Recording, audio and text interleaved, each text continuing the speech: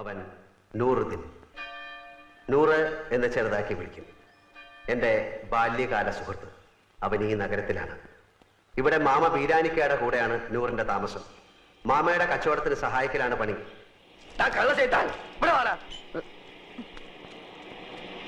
എന്താ മാമ? 78 43 കൂട്ടിയാൽ എത്രണ്ട? 8 3 11. പിന്നെ ഈ 7 4 11 121 അല്ലേ? ഇതെത്ര? അത് 111. ഇങ്ങനെയാണ് കണക്ക് ചെയ്താൽ 10 രൂപയ്ക്ക് എന്റെ ബാപ്പ ഉണ്ടായി തരുമോ? ഇയാളെ മുടിപ്പിക്കാനായിട്ട് കുടിക്കാനല്ലേ?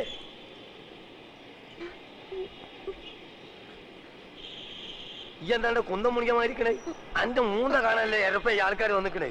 പോയി പണി കള്ള ലക്ഷണം കേട്ടോ.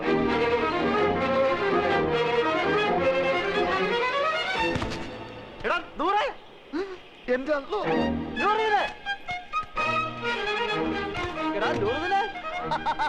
എനിക്കറിയാം നീ സ്റ്റേഷനിൽ വന്ന കാണും തിരക്കിനിടപെട്ട് വട്ടം കറക്കിണ്ടാവുന്ന. ഞാനും നിന്നെ പരിധി എവിടെ കാണാൻ? നിന്റെ ഈ മുടിഞ്ഞ കട കണ്ടുപിടിക്കാൻ ഞാൻ എവിടെയൊക്കെ അന്വേഷിച്ചു. നീ നിങ്ങൾക്ക് കുടിക്കാൻ എന്ത് ജ്യൂസാ വേണ്ടിയത്? ഗ്രേപ്പ്, പൈനാപ്പിൾ, ഓറഞ്ച്, മാംഗോ, സാത്തുകുടി? ഇനി എനിക്ക് എന്തിനാടാ ജ്യൂസ്? നിന്നെ കണ്ടപ്പോ തന്നെ എല്ലാ ജ്യൂസും ഒരുമിച്ച് കുടിച്ച പോലെ ആയില്ലേ? എവിടെ നിന്റെ അർത്ഥ കൈക്ക് ഉപ്പ് തേക്കാത്ത മാമ? നിന്റെ കട കൊള്ളാമല്ലോ. നിന്റെ മാമ തട്ടിപ്പോയാല് പിന്നെ ഈ കട നിനക്കായിരിക്കും അല്ലേ? ധാരണ്ടേ ഞമ്മക്ക് അറിഞ്ഞൂടാ. നിനക്ക് എന്നെ മനസ്സിലായില്ലേ? എടാ, ഒരു ബെഞ്ചിലിരുന്ന് പഠിച്ച് ഒരു പാത്രത്തിലുണ്ട് ഒരു സിനിമ 3-4 പ്രാവശ്യം ഒരുമിച്ച് കണ്ടേടാ. നൂറേ, നിനക്ക് എന്നെ മനസ്സിലായില്ലടാ. കാള് തെറ്റി. പഠിച്ചവരാണ് മാമ. ഞമ്മക്ക് ഈ ചെയ്താൻ അറിഞ്ഞൂടാ. അറിഞ്ഞുകൂടാത്തവനാണെങ്കിൽ എങ്ങനെയാണ് അർത്ഥമാക്കി ഇപ്പൊക്കെ എന്റെ മാമ നാട്ടുകാർ പറഞ്ഞു കൊടുത്തായിരിക്കും. അതെ, ഒന്ന് വന്നാട്ടെ. വരീ. അതെ, ഈ ചെക്കന്റെ പേര് 100 എന്നാണ് എനിക്കാരെ പറഞ്ഞത്. അതാരെങ്കിലും പറഞ്ഞു തരണോ? ഇമാതിരി മുമ്പിലായക്കാരെ ഞാൻ ദിവസേന കാണുന്നുണ്ട്. ഞാൻ അങ്ങനത്തെ ആളൊന്നുമല്ല. ഇതൊക്കെ ചോദിക്കാൻ നിങ്ങളാരാ? നിന്റെ പേര് എനിക്ക് ആരും പറഞ്ഞു തന്നീല്ലേ? നിങ്ങളുടെ പേര് വന്നിട്ട് എനിക്ക് എന്ത് കാര്യം? കാര്യം തന്നെ എനിക്ക് പറയുമ്പോ കേക്കാം. നീ ഇപ്പൊ പറഞ്ഞില്ല അർത്ഥമാക്കി ഇപ്പൊ കേൾക്കാത്തൊരു മാമനെ പറ്റി. ആ മാമാണ് ഈ മാമ. അയ്യോ മാമ, സോറി മാമ, ഞാൻ അങ്ങനെ ഉദ്ദേശിച്ചൊന്നും പറഞ്ഞല്ല. ഞാൻ ചുമ്മാ പറഞ്ഞ. നമുക്ക് ഈ എന്താ നമ്മളെ മാമാന്ന് വിളിക്കുന്നത്? എന്റെ ഉമ്മ എന്താ നമ്മളെ പെങ്ങളച്ചാ? ഇല്ലാത്ത പരിചയം കാട്ടി ഓരോരോ ഹമാറുകൾ വലിഞ്ഞു കയറും കേരളക്കാരെ പറയിപ്പിക്കാൻ. മേലാലിന്റെ പൂടിയന്റെ ചുറ്റുവട്ടത്തിൽ എങ്ങനെ കണ്ടാൽ എന്റെ കാൽ അടിച്ചിട്ട് ഞാൻ എൽഷേപ്പ് ആക്കും. ആ പോ പോ, ഇങ്ങോട്ട് പോ കളവേ.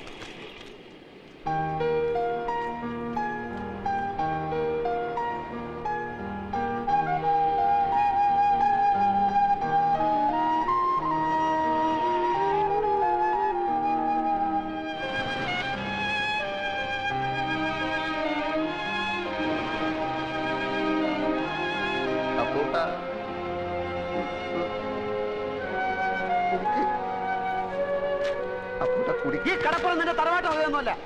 നിനക്ക് എന്നെ അറിയില്ലല്ലേടാ പൊന്നി. എടാ, സ്കൂളിൽ പഠിക്കുമ്പോൾ ഞാൻ നിനക്ക് എത്ര ഐസിക്ക് വാങ്ങിച്ചു തന്നിട്ടുണ്ടോ? എടാ, എല്ലാ കണക്ക് പരീക്ഷയ്ക്ക് നീ എന്റെ പേപ്പർ കോപ്പി അടിച്ചല്ലേടാ ജയിച്ചത്?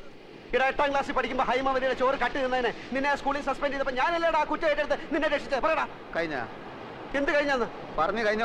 കഴിഞ്ഞെങ്കിൽ ഞമ്മക്കും ചിലത് പറയാനുണ്ട്. എനിക്ക് കേൾക്കണ്ട. എന്നാ ചെവി പൊത്തിക്കളാം. പലിശക്ക് പണം കൊടുക്കുന്ന മാമാന്റെ ആട്ടും തുപ്പ് സഹിച്ചിട്ട് നമ്മളിവിടെ കയ്യ. എന്തിന്? മൈമുനേനെ മറ്റാരും തട്ടിക്കൊണ്ടുപോകാതിരിക്കാൻ വേണ്ടി. ശമ്പളമില്ല, നല്ലൊരു ഷഡ്ഡി വാങ്ങാനുള്ള പൈസ പോലും അയാൾ തരില്ല. സഹിക്കുക. അങ്ങനെ ഇരിക്കുമ്പോൾ കഴിഞ്ഞ കൊല്ലം നാട്ടിൽ നിന്നൊരു പഹയം വന്ന് ചാടി. നമ്മളെ കോയിക്കലെ മൊയ്തൂക്കാന്റെ മോൻ ഖാലിദ്. നമ്മളെ കൊണ്ടാവും പോലെ അവനെ നമ്മൾ സൽക്കരിച്ച് ഒടുക്കം മാമാന്റെ കയ്യിൽ നിന്ന് 500 റുപ്യ വാങ്ങിയിട്ട് മുങ്ങിക്കളഞ്ഞു. അതിനുശേഷം നമ്മളെ കൂട്ടുകാരനാന്ന് പറഞ്ഞിട്ട് ആര് വന്നാലും മാമാന്റെ അടി ഞമ്മക്ക. ആ ഒറ്റ കാരണം കൊണ്ടാണ് അപ്പൊ കൂട്ട അറിയാത്ത പോലെ നമ്മൾ ആക്ട് ചെയ്തത്.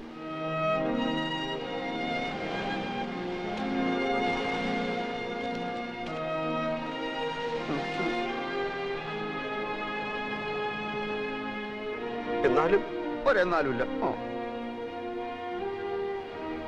എന്റെ ഈ വിഷമം മാറണമെങ്കിൽ നീ എനിക്ക് ചില സഹായങ്ങൾ ചെയ്തു തരണം. പടച്ചോനെ, എന്ത് സഹായം? അച്ഛന്റെ കേസിന്റെ കാര്യം ഞാൻ എഴുതിയിരുന്നല്ലോ.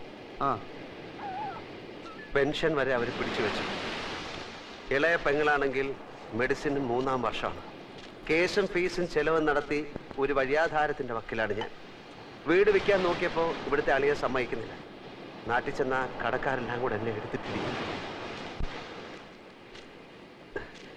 ഈ അവസ്ഥയിൽ എനിക്ക് എന്ത് സഹായമാണ് വേണ്ടതെന്ന് നിനക്ക് ഊഹിച്ചൂടെ? ഊഹിക്കാം. ആദ്യം കിടക്കാനൊരു സ്ഥലം, അതെ, പിന്നെ ഒരു പണി. അതെ, രണ്ടും നടക്കൂല. നൂറേ, മോനെ അപ്പക്കുട്ട നമ്മൾ തലയായിക്കുന്ന എവിടെയാന്ന് അറിയാം നിനക്ക്? ഇത് അങ്ങോട്ട് നോക്ക്. ആ ജ്യൂസ് കടയുടെ പിന്നിലൊരു മറയുണ്ട്, അവിടെയുള്ളൊരു ബെഞ്ചില. നല്ല വീതിയുള്ള ബെഞ്ചാണോ? ബെഞ്ചിന് വീതി ഉണ്ടോ ഇല്ലയോ എന്നുള്ളതല്ല പ്രശ്നം. പകൽ നേരത്ത് മാമ വരുമ്പോ എന്നെ അവിടെ കാണില്ല, എന്നെ അവിടെ കാണില്ല. കൊടുക്കാന്ന് പറഞ്ഞിട്ട് മാസം 2 മാമ അറിഞ്ഞാൽ എന്റെ മയ്യത്തും ഓളെ നിക്കാതെ ഒരുമിച്ച് നടക്കും. എടാ അതിപ്പോ ഞാൻ പണം കൊടുത്താലും നിന്റെ മയ്യത്തും അവളുടെ നിക്കാഹും ഒരു ദിവസം തന്നെ നടക്കും. നീ അയാളെ താങ്ങി നടക്കുന്നിടത്തോളം കാലം ഈ നിക്കാഹ് നടക്കില്ല. ഓളെ വേറെ ആരെങ്കിലും കെട്ടിക്കൊണ്ടു. ബേജാറാക്കുന്ന വർത്താനം പറയല്ലേ അപ്പക്കുട്ട. നീ ഒരു കാര്യം ചെയ്യും, നീ ആ കട തൂത്തുവായിരുന്ന പണി നിർത്തിയിട്ട് സ്വന്തമായിട്ടൊരു കച്ചവടം തുടങ്ങാൻ നോക്ക്. അതിന് പണം വേണ്ടേ? ഉണ്ടാക്കണം. അതെങ്ങനെ? നീ എന്റെ കൂടെ നിക്കേ. ഞാനൊരു പെയിന്റ് കട തുടങ്ങാൻ പോവാണ്. ഒരു 4 ലക്ഷം രൂപയാവും. പണം കായ്ക്കുന്ന മരം എന്തെങ്കിലും നട്ടുപിടിപ്പിച്ചിട്ടുണ്ടെങ്കിൽ 4 ലക്ഷം പോലും. എടാ ബാങ്ക് തരും. മാനേജറെ പോയി കണ്ടു, നല്ല അമ്പോറ്റി ഒടിച്ചിങ് ലോണിനുള്ള ആപ്ലിക്കേഷൻ കൊടുത്തു. അടുത്ത ആഴ്ച കാശ് കിട്ടും. അപ്പൊ കുട്ടാ നമ്മളെ അങ്ങനെ മണ്ടനാക്കല്ലേ. നിനക്ക് എന്നെ വിശ്വാസം ഇല്ലെങ്കിൽ നീ എന്റെ കൂടെ വാ. ബാങ്ക് മാനേജറുടെ വായിന്ന് തന്നെയൊക്കെ 2 ലക്ഷം രൂപ ഡിപ്പോസിറ്റ് കൊടുത്താൽ 10 ലക്ഷം രൂപയുടെ സ്റ്റോക്ക് വരും. വിറ്റിട്ട് 3 മാസം കൊണ്ട് പൈസ തിരിച്ചു കൊടുത്താൽ മതി. കടയുടെ വാടക 1.25 ലക്ഷം രൂപ. പോയിട്ട് 75,000 വീട്ടിലേക്ക് അയച്ചു കൊടുത്താലും കുറെ നാളത്തേക്കുള്ള കേസും ഫീസും നടക്കും. ബാക്കി 50,000. 15,000 കൊണ്ട് മറ്റേ മോട്ടോർ ബൈക്ക് മാറാടിയുടെ മുഖത്ത് വലിച്ചോണ്ട് കൊടുക്കും. ബാക്കി 35,000. 15,000 കൊണ്ട് അന്തസ്സുള്ള വൃത്തിയായിട്ടൊരു സ്ഥലം താമസിക്കാൻ. അപ്പൊ മൈമനയുടെ 3,000 അത് കൊടുക്കും. പോയിട്ട് 22,000. അത് ഞാൻ എന്ത് ചെയ്യുന്നറിയോ? കൊറേ കുപ്പായം വാങ്ങും, കൊറേ സിനിമകൾ. എടാ മണ്ട മുത്തപ്പ, അത് ഞാൻ നിനക്ക് തരും. ഒരു ജ്യൂസ് കട തുടങ്ങാൻ.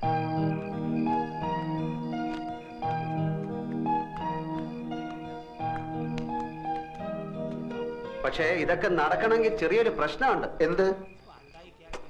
2 വർഷത്തെ കടവാടക മുൻകൂർ കൊടുത്താലേ ഈ ഓണർ വാടക ചീട്ട് എഴുതി തരൂ. അത് കാണിച്ചാലേ ലോൺ കിട്ടൂ. തിങ്കളാഴ്ച ലോൺ കിട്ടും. 5 ദിവസത്തേക്ക് ഒരു 1.25 ലക്ഷം രൂപ ലോൺ കിട്ടി അപ്പൊ തന്നെ തിരിച്ചു കൊടുത്തേക്കാം. നിനക്കാരാ എത്ര ഉറുപ്പ്യ കടം തരിക? നീ വിചാരിച്ചാലേ നടക്കും. നീ വിചാരിച്ചാൽ അത് നടക്കും. അതെങ്ങനെ? നിന്റെ മാമ എടുത്ത് ചോദിച്ചാൽ. ആ നടന്നു തന്നെ. ആളും തരവ് മുതൽ നോക്കിയിട്ടാ മാമ കാശ് കൊടുക്കുക. നിനക്കാന്ന് പറഞ്ഞാൽ 10 ന്യായ പൈസ വരില്ല. എന്ത് കണ്ടിട്ടാ? എടേ എനിക്ക് വേണ്ട. എന്റെ അളിയൻ രവീന്ദ്രൻ നായരല്ലേ, അയാൾക്ക് കൊടുത്താൽ മതി. അതെങ്ങനെ? ഞാൻ കാര്യങ്ങൾ വിശദമായിട്ട് പറയാം. നീ എന്റെ കൂടെ നിന്നാ മതി. ഇതൊന്നും എനിക്ക് വേണ്ടിയിട്ട് മാത്രമല്ല കേട്ടോ. മൈമോനയുടെ നിക്കാതെ നിന്റെ മയ്യത്ത് ഒരുമിച്ച് അടക്കാതിരിക്കാൻ കൂടി വേണ്ടിയിട്ടോ ഞാൻ ഇതൊക്കെ പറയുന്നത്. ഇതൊക്കെ എങ്ങനെ നടക്കും എന്ന് ആദ്യം പറ.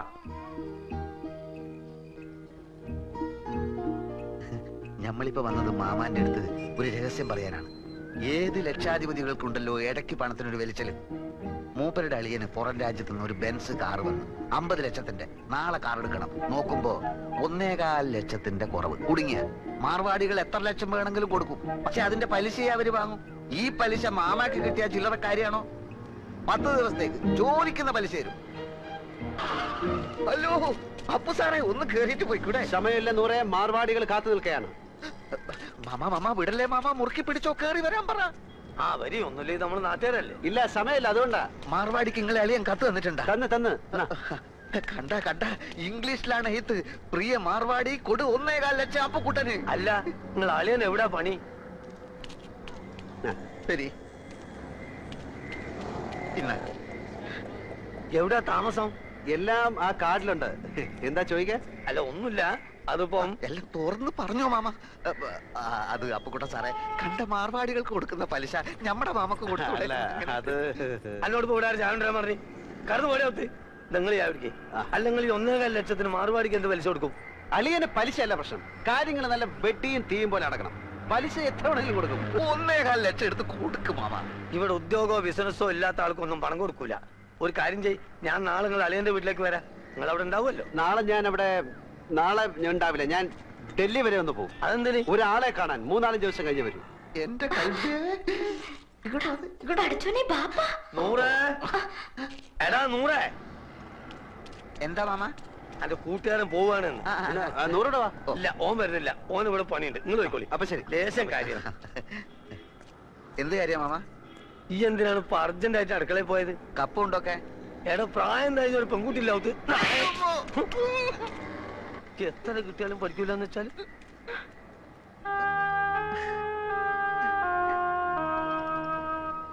കേസ് ജയിച്ചാൽ അച്ഛന്റെ പെൻഷനും പ്രൊവിഡന്റ് ഫണ്ടും ഒക്കെ കിട്ടുമല്ലോ. അപ്പൊ തിരിച്ചു കൊടുക്കാം. അതാ തൽക്കാലം കടം വാങ്ങാന്ന് വിചാരിച്ചത്. അല്ലാണ്ട് വേറെ വഴിയില്ലല്ലോ. വീട് വിൽക്കാൻ രവിയേട്ടനെതിരെ നിൽക്കുന്നിടത്തോളം കാലം ഇങ്ങനെ വല്ലതും നോക്കുന്ന നല്ലത്.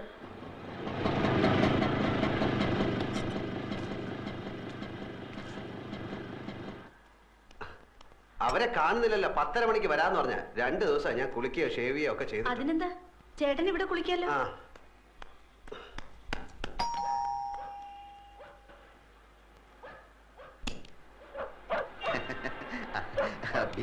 വരൂന്ന് പറഞ്ഞിരുന്നു. വരൂ വരൂ. ചേട്ടൻ ഇപ്പൊ കുളിക്കാൻ കയറിയതേ ഉള്ളൂ. ഇത്ര നേരം കാത്തിരുന്നു. ഇരിക്കൂ. രവീന്ദ്രനാഥ് മിസ്സിസ് ആണല്ലേ? അതെ. ചേട്ടാ, ദേ കാശിന്റെ ആൾക്കാർ വന്നു.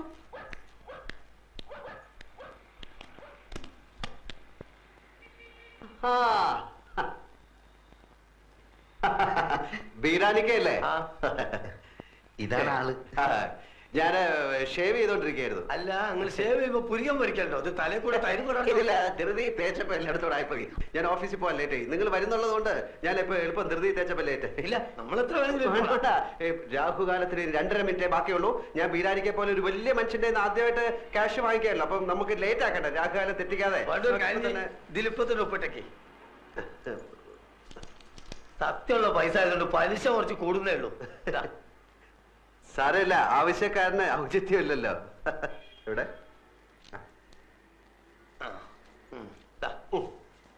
ഇതിലൊരു 40 ഉറുപ്പിയുടെ കുറവുണ്ടാവും. കാരണം ഞാൻ ഓട്ടോറിക്ഷ എടുത്ത് വന്നാണ് ഇങ്ങോട്ട്. അതിന് കൊടുത്ത് നിങ്ങൾ ആവശ്യത്തിന്. സാരമില്ല, ഞങ്ങൾ ആദ്യമായിട്ടാണ് അന്യനായ ഒരാളുടെ കയ്യിൽ നിന്ന് പൈസ കടം വാങ്ങിക്കുന്നത് അല്ലേ? ഞാനും ആദ്യമായിട്ടാണ് ഇത്ര വലിയൊരു എമൗണ്ട് കടം കൊടുക്കണേ. ഇങ്ങനൊരു നിവർത്തിയോട് വന്നതുകൊണ്ട്. പിന്നെ ഞാനൊന്ന് കുളിച്ച് റെഡി ആയിട്ട് വരാം. Okay okay okay. അപ്പൊ ഇന്ന് 11, അടുത്ത 21-ന്. അതല്ല നമ്മൾ പറഞ്ഞ മാതിരി 100 പറഞ്ഞില്ലേ? 100 പറഞ്ഞു, എന്നാലും പോരല്ലോ, നമ്മൾ തമ്മിലൊന്ന് ഉറപ്പിക്കണ്ടേ? ഞാൻ വാക്ക് മാറില്ല ബീരാനിക്ക, നിങ്ങൾ ധൈര്യമായിട്ട് വെക്കോളൂ. പിന്നെ നമ്മൾ പോയിട്ട് നമ്മളെ പറഞ്ഞ പോലെ.